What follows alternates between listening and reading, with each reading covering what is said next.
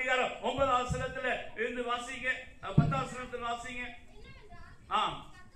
கர்த்தராகிய இயேசுவை வாயினாலே அறிக்கையிட்டு தேவன் அவரை மரித்தோரிலிருந்து எழுப்பினார் என்று இருதயத்திலே விசுவாசித்தால் ரட்சிக்கப்படுவாய்.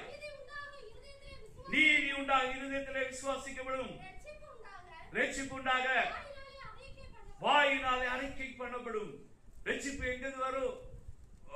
வாயில பேச வேண்டும், இருதயத்திலே விசுவாசிக்க வேண்டும். வாயில இந்த காரியத்தை ஒன்றா அந்த கொர்நேலியு செய்யல.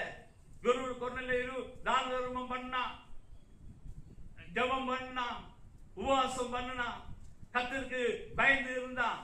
நீ கேட்க வேண்டிய ஒரு செய்தி உண்டு.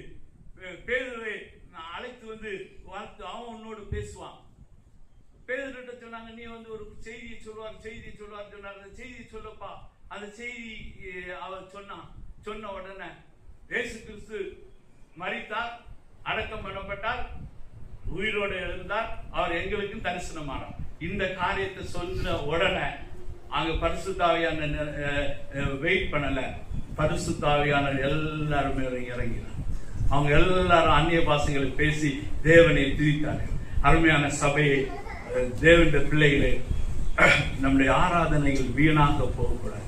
அது வந்து அர்த்தமுள்ள ஆராதனை மாறணும். ரட்சிக்கப்பட்டவர்கள் பட்டு நாம் தேவனை ஆராதிக்க வேண்டும். ரட்சிக்கப்பட்டவர்கள் நாம் ரட்சிக்கப்பட்டிருக்கோமா பட்டிருக்கலையா என்று உங்களை நீங்களே சோதித்து பாருங்க. உங்களை சோதிக்க எப்படி சோதிக்கிறது உள்ள காரியங்களை நான் உங்களுக்கு விவரித்து சொல்லிட்டேன்.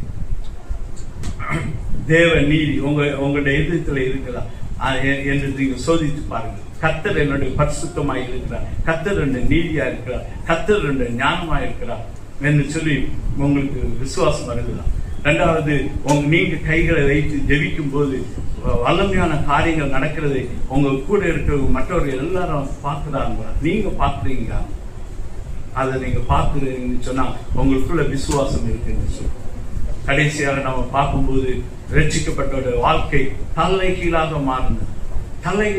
பேதுருடைய வாழ்க்கை அப்படியே கல்லாதவன் இவன் எப்படி இவ்வளவு ஞானமா மாறுறாங்க, எவ்வளவு தைரியசாலியா மாறுறாங்க, அன்புடையவா எவ்வளவு மாறுறாங்க. சவுளுடைய வாழ்க்கையை பார்க்கும்போது அந்த சுவிசேஷத்தை அடிக்க விரும்புகிறவன் அவன் பிரசங்கிக்கிறவனா மாறுறான். இப்படி வாழ்க்கை தலைகளாக மாற்றிப்படுகிறதை நம்ம கூட இருக்கிறவங்க கண்டு ஒரு நாள் கண்டிருப்பாங்க. அவங்க சொல்லுவாங்க ஏன் உங்க வாழ்க்கை இப்படி மாறி இருக்குது, இப்படி இருக்கா அப்படின்னு சொல்லி உங்களை கேட்பாங்க. அப்படி கேட்டாங்களா, கேட்கிறாங்களா அப்படின்னு கவனித்து பாருங்க.